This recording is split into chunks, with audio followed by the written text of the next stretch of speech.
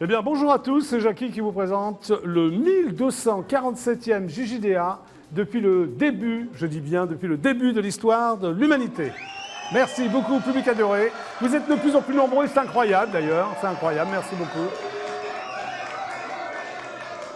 Et maintenant, fidèles téléspectateurs du JJDA, nous allons recevoir, elle est déjà venue d'ailleurs, c'est Andrea, hein? Applaudissements. Bonjour Andrea, on se fait la bise? Oui. Voilà. Alors, Andrea, de ton nom de famille Bescon. Bescon, Oui. Voilà, Andrea Bescon. Tu étais déjà venu avec Éric Métayer. Voilà, sur Train Fantôme. Sur Train Fantôme, ok. Train Fantôme. Là, tu viens pour un truc un peu plus sérieux, on va dire, quand même. Ouais, et Donc, pas on va que, mais oui, mais oui, pas un que, mais thème un peu, beaucoup plus fort, ouais, c'est sûr. Un thème plus fort, rapproche-toi pas, un thème plus fort quand même. Ouais. Alors, c'est au Petit Montparnasse. Exactement. Et ça s'appelle Les Chatouilles ou la danse de la colère. Voilà. Voilà, je montre, c'est donc l'affiche officielle. Ouais. Voilà. Alors, c'est quel jour et quelle heure, Andrea? Alors, c'est du mardi au samedi à 21h Oui. et le samedi aussi à 16h30. D'accord, ok. Alors, ça traite quand même de... C'est un spectacle sur la pédophilie, on va le dire tout de Exactement, suite, quand oui. même. Hein. Histoire de faire peur. Non, faut pas avoir peur, c'est un Non, mais c'est spectacle qui est courageux sur... de ta part. Pourquoi tu avais envie de faire ça? Parce que c'est un thème qui me touche énormément et que je me Oui. suis rendu compte malheureusement que c'était extrêmement banal aussi et qu'il y avait beaucoup de gens qui avaient besoin d'en parler, qui ne trouvaient Oui. pas les mots. Ok. Et toi, tu les as trouvés? Et je crois que nos métiers d'artistes consistent à trouver ces mots-là. Oui. Et voilà, donc j'ai amené cette histoire sur scène, qui est l'histoire d'Odette, cette jeune fille qui a été abusée et qui se bat un petit peu pour se reconstruire. Alors, oui, voilà. c'est ça. Donc, c'est l'histoire insolite, c'est ça? Oui, un petit peu, oui. D'Odette, c'est une jeune danseuse dont l'enfance a été volée et qui se bat donc pour reconstruire tout ça. Alors, Odette, c'est le prénom de l'héroïne aussi du lac du Cygne, c'est ça? Du lac des Cygnes, qui est le pourquoi? cygne blanc. Enfin, je veux dire pourquoi, pas Parce pourquoi, que, mais pourquoi tu l'as appelée Odette? D'abord pour mon amour pour la danse et surtout Oui. aussi Oui, parce on va en que parler Odette plus tard, tu es danseuse, oui. passe vraiment de l'ombre à la lumière Le lac des continuellement. Cygnes? Oui, d'accord. Et comme oui. c'est une histoire de résilience, évidemment, pour aller jusqu'à la résilience, il faut d'abord, Oui. malheureusement, passer au fin fond du gouffre pour se relever. Et voilà, ce n'est que ça. Ce personnage passe vraiment de l'ombre à la lumière constamment Sans pour arrêt. terminer en lumière, en fait. Alors tu dis les chatouilles. Alors le spectacle donc s'appelle Les Chatouilles ou la danse de la colère. On va expliquer plus tard pourquoi les chatouilles. Ouais. Alors les chatouilles, ce n'est pas un jugement, ce n'est pas de condamner la maladie d'un être en souffrance qui inflige des sévices à plus faire que lui, mais c'est le constat d'un combat pour exister. Oui, exactement. Voilà, c'est toi qui le dis, oui. ça. Oui. Oui, parce que moi, ce n'est pas Oui, mon rôle oui, de oui. juger qui que ce soit. Oui. Je mets en évidence une histoire, qui est l'histoire de cette fille, mais Oui. qui est l'histoire de plein de monde. Et en fait, on n'est pas là pour juger ni Odette, ni son agresseur, Oui. ni les gens qui sont dans le déni. C'est juste Oui. ce panel de personnages qui sont mis en place où les gens peuvent a priori énormément se retrouver, parce que tous les jours, j'ai des gens qui me disent merci d'avoir raconté mon histoire. Alors est-ce que, Ils disent, les spectateurs qui viennent te voir, enfin tu peux pas discuter avec eux, mais est-ce que tu penses que dans la salle il y a des filles ou des enfants, des garçons qui ont été violés? Ah oui, énormément. Beaucoup Ouais. de gens justement me disent, Tu les vois à la fin du m'attendent. spectacle? Ouais, Oui. souvent ils m'attendent pour me dire Oui. merci d'avoir raconté mon histoire Oui. ou merci de parler pour ceux qui l'ont subi. Oui. Merci d'être un porte-parole quelque part parce qu'on n'en parle pas assez. Et certains sont encore dans la colère, d'autres sont déjà dans la résilience. Je disais des fois, Ouais. j'ai des personnes même âgées Oui. qui m'attendent juste pour me faire un bisou. Pour me C'est dire touchant, ça, écoute, non? merci. Ouais. Ah oui, Oui, oui, oui. oui, oui, non, mais c'est bouleversant. Tu les attends c'est- toujours après le spectacle? T'as toujours des gens oui, qui t'attendent généralement, plutôt? Ouais, ouais. je Il y a leur des accorde discussions, toujours un ouais. peu de temps. Et puis sur les réseaux sociaux aussi, ils me contactent énormément. Ouais. Bon.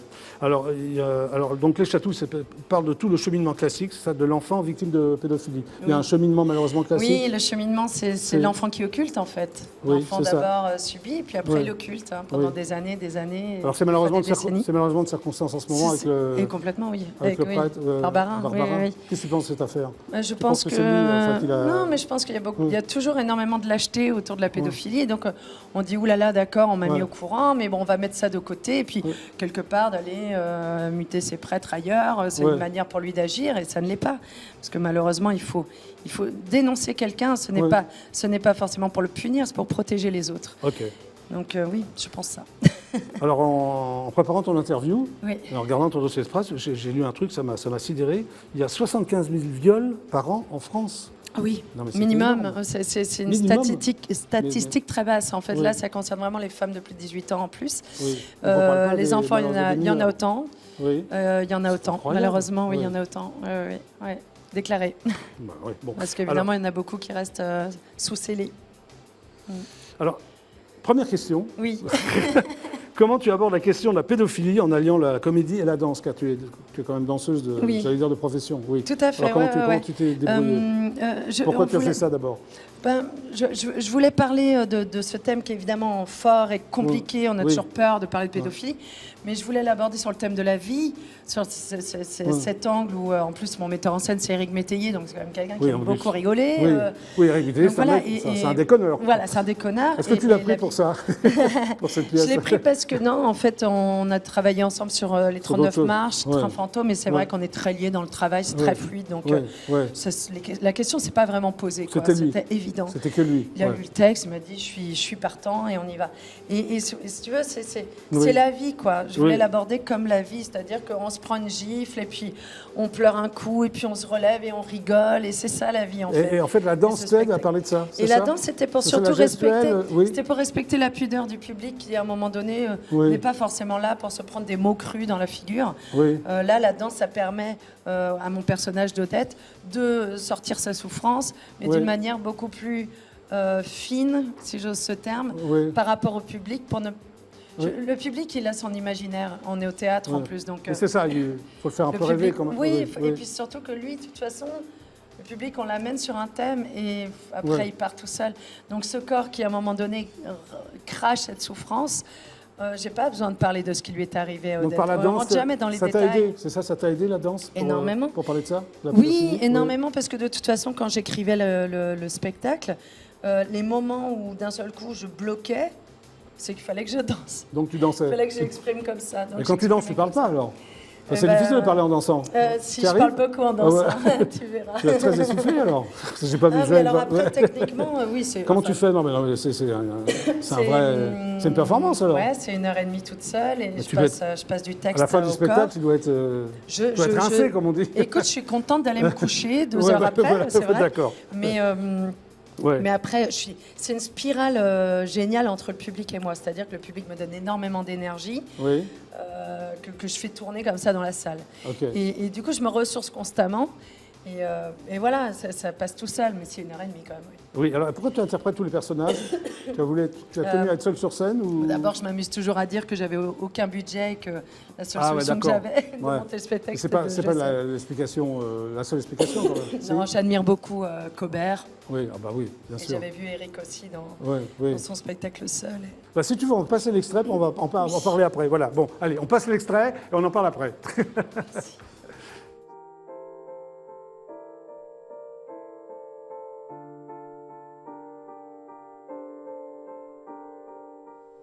Tu voudrais bien jouer à la poupée avec moi?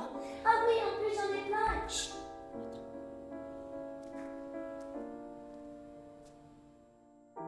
Petite fille, tu te balances quand tu danses, ta robe tourbillonne. Petite fille, si tranquille, lorsque tu te démaquilles. Petite fille, tu es fragile, encore blotti le matin dans tes draps de coton. Ne deviens pas trop invisible, caché derrière tous ces joggings, Madame le monde.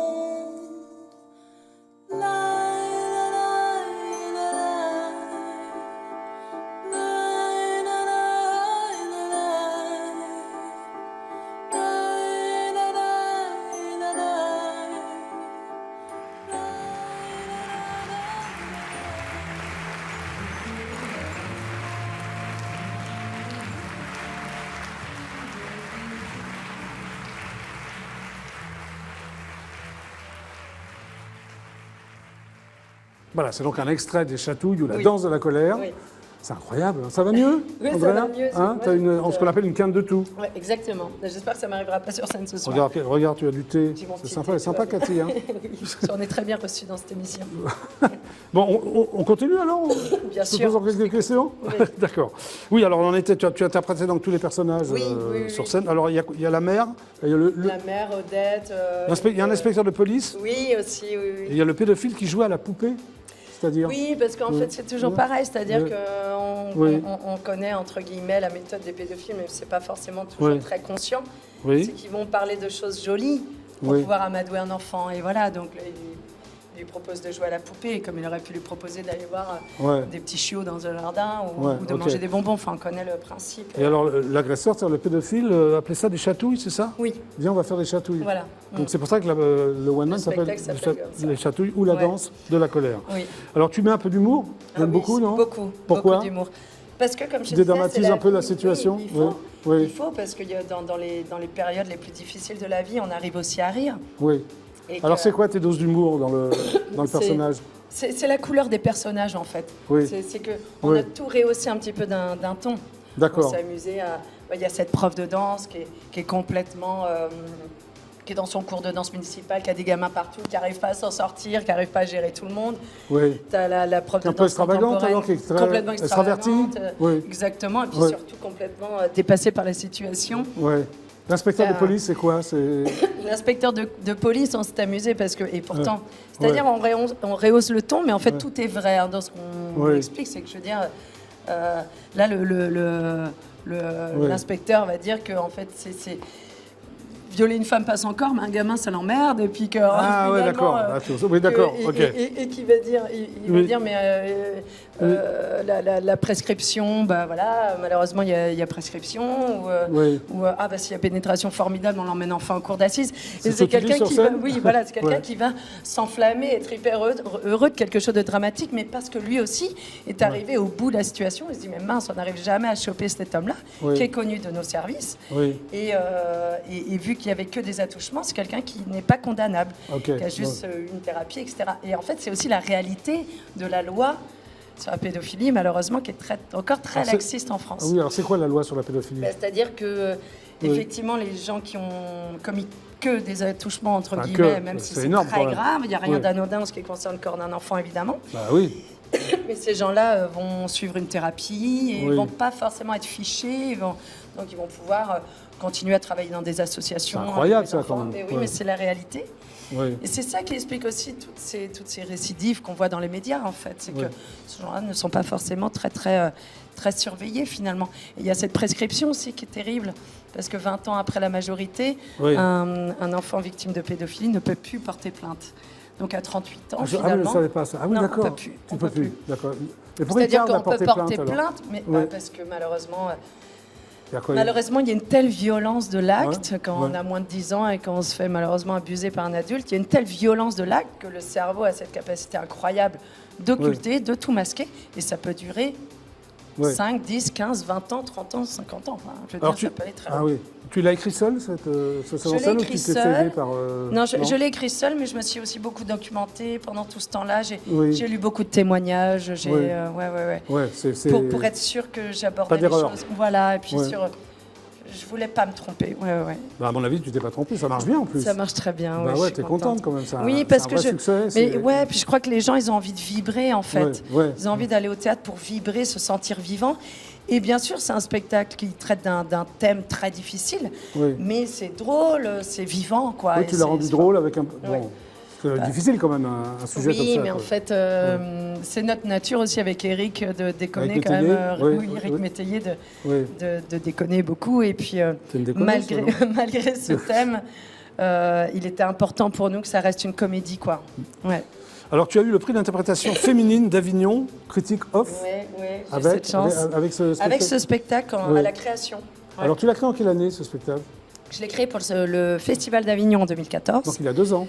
Il a 2 ans, mais il a 1 an et demi, mais je l'ai laissé pendant 1 an. Au repos? Au repos, j'ai cogité pas mal. Et je vais le faire à Paris. Il a gagné en maturité. Et je voulais surtout la bonne salle, le bon horaire. J'étais un petit peu exigeante. Oui, t'as raison, mais c'est bien. Je suis contente parce que ce théâtre est sublime. Le Petit Montparnasse, c'est sympa. Bah, c'est parfait. C'est la meilleure salle pour ce spectacle. Alors, tu danses depuis l'âge de 3 ans? Exactement. C'est tes parents qui t'ont forcé? T'as mis un tutu? Non, pas du tout. Qu'est-ce qui s'est passé? C'est moi qui les ai forcés plutôt. À 3 ans, pourquoi? C'est 3 ans, c'est petit. Non, mais ma mère m'a toujours dit que dès que j'ai su marcher, je dansais, quoi. Donc c'était quelque chose d'assez évident de me mettre à la danse. Tu dansais en marchant ou tu marchais en dansant? C'était un peu les deux. Ça se mélangeait, on ne savait pas trop bien. Non, et du coup, dès que j'ai commencé la danse, c'était évident que j'allais continuer. Tu as fait le Conservatoire national supérieur de musique et de danse de Paris? Ouais. Tu es diplômée? Oui, je suis diplômée. C'est bien ça. Diplôme d'État du conservatoire. Ouais. T'as tout appris là-bas Oui. Et puis après, j'ai beaucoup appris dans la rue aussi. Je suis vraiment une danseuse de rue, moi. C'est-à-dire je suis une danseuse hip-hop, crump. Ah oui, alors c'est quoi le crump, je vais te demander? Le crump, c'est une danse, c'est une danse guerrière, en fait. Alors, les crumpers vont m'engueuler si je dis ça, mais c'est une branche du hip-hop, même si c'est pas totalement ça, mais ça se rapproche évidemment d'un style urbain, c'est un style urbain. Et c'est une danse qui va mêler la trance africaine avec de la boxe. Et puis d'accord. Tu en fais encore? Ouais, j'en fais. Alors après, tu vas dans la rue, tu fais du crump? Non, ça, je le fais plus. Puis il y a plein de jeunes maintenant qui font beaucoup mieux que moi. D'accord. Mais je crumpe un peu quand même sur scène à un moment donné. Ouais. Alors tu as pris le prix Espoir du Grand Concours international de Paris. C'est quoi? Ça correspond à quoi, ça? Alors là, c'était il y a un moment. Bah oui, tu l'as eu quand même. C'est un prix international. Je faisais ce concours parce que j'avais pas été prise dans une des créations du conservatoire, donc c'était vraiment par dépit. Et j'ai eu la chance d'avoir ce prix qui a été décerné par Caroline Carlson. Oui. Et donc c'était une grande fierté pour moi, oui. Et tu travailles plein de chorégraphes, j'ai vu aussi? Ouais, je travaille. Dont Blancali? Oui. Qu'est-ce que tu as fait avec Blancali? Blancali, j'ai fait Borderline, Macadam, enfin beaucoup plein de spectacles choses, avec elle. Tu t'arrêtes pas? Tu as fait des comédies musicales, Bagdad Café, Les 10 Commandements, Roméo et Juliette? Oui, tout ça. C'est super, ça. Oui, c'était l'éclate, Non, j'ai beaucoup crapahuté avec la danse. Et j'ai vraiment pris un virage avec le théâtre il y a seulement 5 ans, en fait. Mais avant ça, j'étais beaucoup... Au théâtre, donc, tu as joué avec Eric Métayer, 2 pièces, c'est ça? Oui, c'est ça. Oui. Les 39 mars, Train fantôme. Le Train fantôme, tu étais venu voir pour Train fantôme. Exactement, on est venu te voir. Voilà. Bon, écoute, merci vraiment. Merci à toi. Merci vraiment d'être venu au JGD. En tout cas, je rappelle donc, c'est au Petit Montparnasse, ça s'appelle Les Chatouilles ou la danse de la colère. Exactement. Voilà, à voir absolument. C'est donc du mardi au samedi, c'est ça? Voilà, 21h, 16h30 le samedi. Ouais, je joue ce soir. Tu joues ce soir? C'est 31 rue de la Gaîté. Ouais. Bois je vois monter. Tu veux lancer la pub? Je vais en avoir 4 ou 5. Tu viens lancer la pub avec moi ou... Mais avec plaisir. C'est vrai? Tu as déjà lancé des pubs dans l'émission de télé? Je suis pas très pub, moi, en plus, tu sais. T'es pas très réclame? Voilà. Bon, merci en tout cas d'être passé. Donc, restez avec moi. Le JGDA continue jusqu'à 18h30. Hein? Voilà, 18h30, restez avec nous. Oui, hein? Tu vas rester, toi? Non, t'as le temps un peu? Ouais, tu peux quand même, je vais rester. Tu vas rester un petit peu? D'accord, en tout cas, merci. Tu peux dire au revoir aux 53 millions de téléspectateurs qui t'ont admiré. Écoute, je suis ravie d'avoir ces 53 millions de spectateurs qui ont assisté à ma quinte de tout. Téléspectateurs. Oui, téléspectateurs, exactement. C'est de la télé. Et ouais, on en fait aussi. Hein. On se fait la bise alors? Oui. J'en profite. Hein.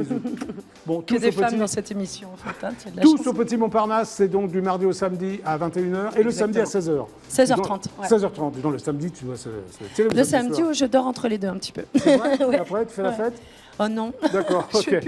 Bon, restez avec moi, on est ensemble jusqu'à 18h30. Il y a O Plus Trio, voilà, qui est un groupe de funk, de rock. Je les ai rencontrés, ils ont l'air super. Ouais. Ils ont l'air seulement, je me demande. J'ai hâte de voir. On va vérifier? J'ai hâte d'écouter. Ouais, allez, on y va, c'est parti. Allez, la pub. À tout de suite. Ouais. Ah oui, c'est une danseuse, c'est vrai.